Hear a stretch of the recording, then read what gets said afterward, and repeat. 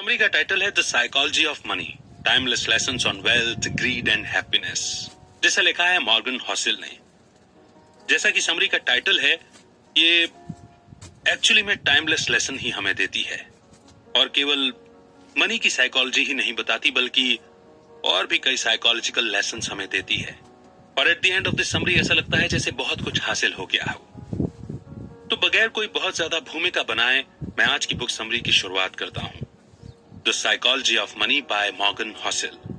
Morgan Housel एक investor और author हैं।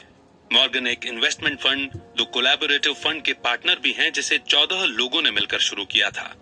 उन्होंने वॉल स्ट्रीट जर्नल के लिए भी कई आर्टिकल लिखे थे और वो 3 किताबों के ऑथर भी हैं। तो आइए उनके एक्सपीरियंस और उनकी लिखी इस बुक समरी को शुरू करते हैं, the psychology of money by Morgan Housel. अगर आपको इनमें से कुछ चॉइस दी जाए तो आप क्या चूज करना चाहेंगे? एक खूबसूरत बंगला या $3 बिलियन या फिर फ्रीडम या फिर अच्छी रेपुटेशन? क्या आपको लगता है कि आपने लाइफ में काफी पैसा कमा लिया है? क्या आप जानना चाहते हैं कि 84.5 बिलियन कैसे कमाया जाए? अगर ये सारे सवाल आपके दिमाग में घूमते हैं तो फिर ये बुक समरी को पढ़िए और सुनिए। इसमें आपके हर सवाल का जवाब मिलेगा। तो आइए फिर इस पहले चैप्टर से शुरुआत करते हैं, the greatest show on earth. Author Morgan Housel जब कॉलेज में थे तो पैसे कमाने के लिए वैलेट की जॉब किया करते थे। जहां वो जॉब करते थे वो लॉस एंजल्स का एक आलीशान और महंगा होटल था। एक बार वहां एक गेस्ट आया जो अक्सर उस होटल में आया करता था। वो लड़का एक टेक्नोलॉजी एग्जीक्यूटिव था और काफी तेज दिमाग वाला था।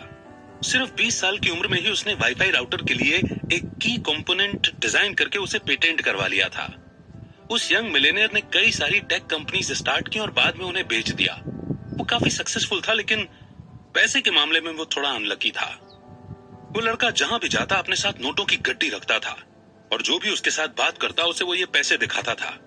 वो शराब पीकर बड़ी बड़ी डींगे मारता था। एक दिन उस आदमी ने गाड़ी पार्क करने वाले गार्ड को बुलाया और उसे कुछ नोट देकर पास वाली दुकान में जाने का ऑर्डर दिया।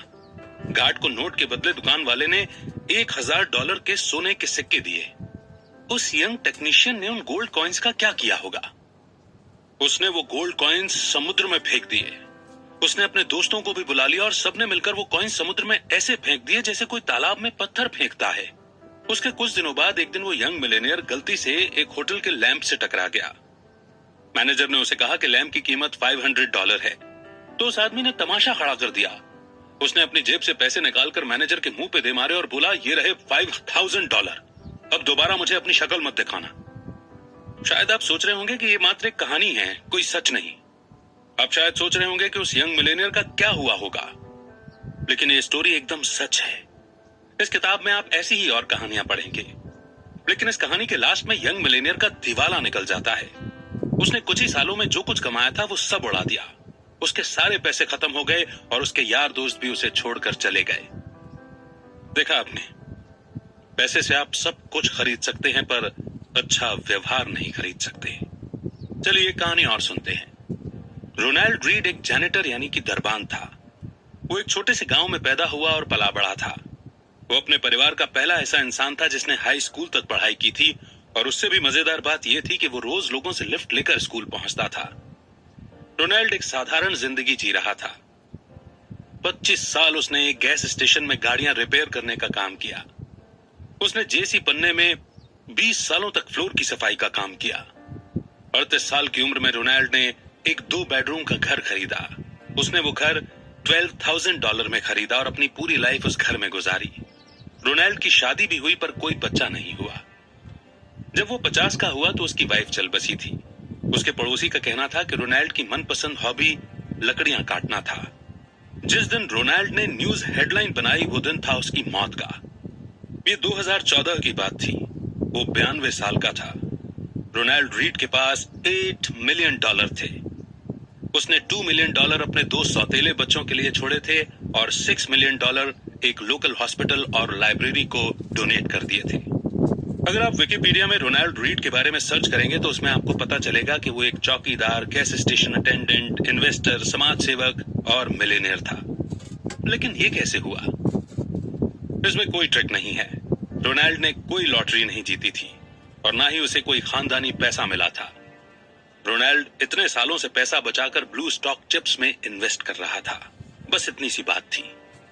वो एक एक पैसा सेव करता था, यहां तक कि उसने कभी इंटरेस्ट भी नहीं निकाला था। उसने अपनी सेविंग को सालों साल कंपाउंड किया था और उसकी मौत तक उसके पास $8 मिलियन रकम जमा हो चुकी थी। क्या आप कंपाउंडिंग का कॉन्सेप्ट जानते हैं? चलिए इसके बारे में हम बाद में बात करेंगे, लेकिन उससे पहले आपको एक और स्टोरी सुननी चाहिए। अब जरा एक नजर डालते हैं उस आदमी पर जो रोनाल्ड रीड से बिल्कुल हटकर था। रिचर्ड फ्यूस्कॉन मेरिल लिंच में एक एग्जीक्यूटिव था। उसने हार्वर्ड से MBA किया था और वो 40 की उम्र में रिटायर हो गया था। एक बिजनेस मैगजीन की under 40 most successful people list में उसका नाम भी शामिल था। कनेक्टिकट में रिचर्ड का 18,000 स्क्वायर फीट का बंगला था, जिसमें 2 स्विमिंग पूल, 2 लिफ्ट, 7 गैरेज और 11 बाथरूम थे। इस बंगले की मेंटेनेंस का खर्चा ही $90,000 पर मंथ था और इसकी मेंटेनेंस में रिचर्ड ने काफी बड़ा उधार लिया था। लेकिन फिर उसकी किस्मत ने करवट बदली। 2008 में फाइनेंशियल क्राइसिस आया और रातों रात रिचर्ड फुटपाथ पर आ गया। उसी साल उसने बैंक्रप्सी के लिए फाइल किया। इन दोनों यंग मिलियनेयर्स रोनाल्ड रीड और रिचर्ड की कहानी से हमने क्या सीखा? फाइनेंशियल सक्सेस कोई साइंस नहीं है, बल्कि फाइनेंस ही एक ऐसी फील्ड है जहां रोनाल्ड रीड जैसे लोग भी सक्सेस हो सकते हैं।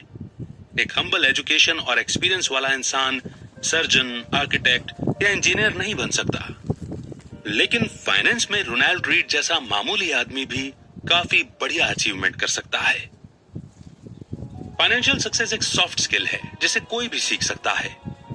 ये एक यूनिक फील्ड है जहां आपकी नॉलेज से ज्यादा आप कैसे बिहेव करेंगे ये ज्यादा मायने रखता है। फाइनेंस की फील्ड पैसे की साइकोलॉजी समझने का तरीका है। आप चाहे जहां से भी हो, जैसे भी हो, पैसा आपका दिमाग बड़ा बना देता है। बस आपको अलर्ट रहने की और ध्यान देने की जरूरत है। हर कोई अमीर बन सकता है, पर हर कोई हम्बल नहीं होता। इन स्टोरी और इनसे मिले लेसन के बाद हम आगे बढ़ते हैं और समझते हैं नेक्स्ट चैप्टर को, नेवर इनफ। वैनगार्ड के फाउंडर जॉन सी बोगल ने एक बार एक स्टोरी सुनाई थी। एक बिलियनर के घर पे पार्टी हो रही थी। एक कोने में कर्ट वैंगुएट और जोसेफ हेलर बैठे थे। दोनों अपने होस्ट की इनकम की बात कर रहे थे, जो कि एक हेज फंड मैनेजर था। कर्ट ने कमेंट किया कि उस आदमी की एक दिन की कमाई भी जोसेफ के नॉवल कैश 22 की पूरे साल की बिक्री से भी ज्यादा है। इस पर जोसेफ ने कमाल का जवाब दिया। उसने कहा कि उसके पास वो है जो हेज फंड मैनेजर के पास कभी नहीं होगा, और वो है इनफ। वैसे अभी आपकी सोर्स ऑफ इनकम क्या है? क्या आप बोल सकते हैं कि आपके पास इनफ मनी है? चलिए इन दोनों लोगों की स्टोरी से जानते हैं। रजत गुप्ता कोलकाता का एक गरीब लड़का था। वो एक अनाथ था, लेकिन 45 साल की उम्र में ही वो एक CEO बन गया। रजत दुनिया की जानी मानी कंसल्टिंग फर्म में से एक मैकेंजी के CEO थे। साल 2007 में जब वो कंपनी से रिटायर हुए तो उसके बाद उन्हें United Nations and the world economics forum में एक बड़ी इंपॉर्टेंट पोजीशन मिली। रजत 5 अलग अलग कंपनी के बोर्ड ऑफ डायरेक्टर भी थे। कोलकाता की झुग्गी झोपड़ियों से निकलकर उन्होंने सबसे अमीर बिजनेसमैन बनकर दिखाया। 2008 में रजत गुप्ता की वर्थ $100 मिलियन हो चुकी थी, लेकिन वो अपने पैसे से कभी भी सेटिस्फाइड नहीं हुए।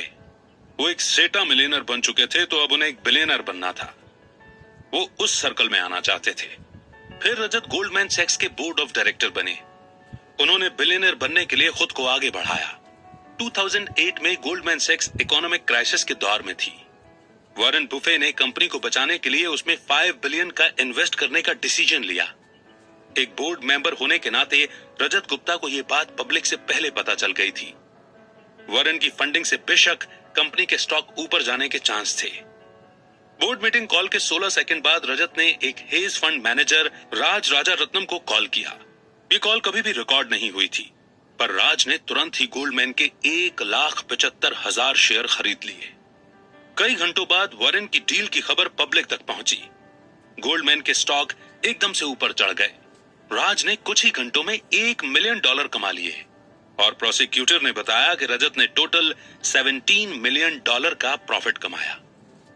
इसे एक इनसाइडर ट्रेडिंग का एक क्लासिक केस माना जाता है। रजत गुप्ता ने अपनी सारी दौलत से हाथ धोया और उन्हें जेल से जाना पड़ा, और साथ ही उन्होंने अपनी रेपुटेशन भी गंवाई। रजत के पास पहले से ही $100 मिलियन थे, तो उन्हें $1 बिलियन और क्यों चाहिए थे? उनके पास पहले से ही धन, दौलत, फेम, पावर और फ्रीडम थी, लेकिन लालच में आकर उन्होंने सब कुछ गवा दिया, क्योंकि रजत गुप्ता के पास इनफ का सेंस नहीं था। हम इस स्टोरी से 3 चीजें सीख सकते हैं। पहला लेसन यह है कि सबसे मुश्किल और फाइनेंशियल स्किल है और ज्यादा दौलत को जमा करने से खुद को रोकना। ज्यादा पावर, ज्यादा फेम और ज्यादा पैसे का लालच सेटिस्फेक्शन से ज्यादा एम्बिशन को बढ़ावा देता है। इस पॉइंट पर आकर जब आप आगे नहीं बढ़ते हैं तो आपको लगता है जैसे आप पीछे जा रहे हैं, और फिर आगे बढ़ने के लिए आप बड़े से बड़ा रिस्क लेते हो। मॉडर्न कैपिटलिज्म 2 चीजों में बहुत अच्छा है। दौलत के साथ साथ आप लालची भी होते जाते हैं।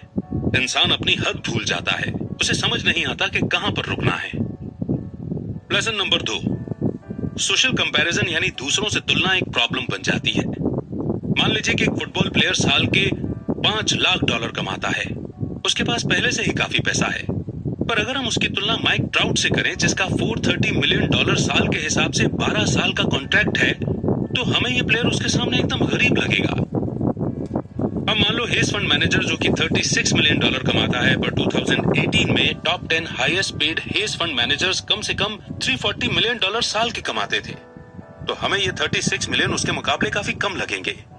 लेकिन अगर टॉप 10 हेज फंड मैनेजर्स जो साल के $340 मिलियन कमा रहे हैं, वो अपनी तुलना अगर टॉप 5 से करें, तो top 5 hedge fund managers $770 million कमाते हैं। और अगर टॉप 5 खुद की तुलना वॉरेन बुफे से करें, जो कि 2018 में उनसे $3.5 बिलियन ज्यादा अमीर हैं, और अगर वॉरेन बुफे जेफ बेजोस के लेवल पर आना चाहें, जिनकी वर्थ 2018 में $24 बिलियन थी,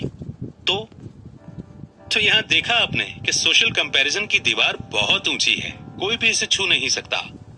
अगर आप भी इस खेल में शामिल हो जाओ कि मैं अपने दोस्तों जितना अमीर होना चाहता हूं, तो आप कभी नहीं जीत सकते, क्योंकि जीतने और पैसा कमाने की कोई लिमिट नहीं है।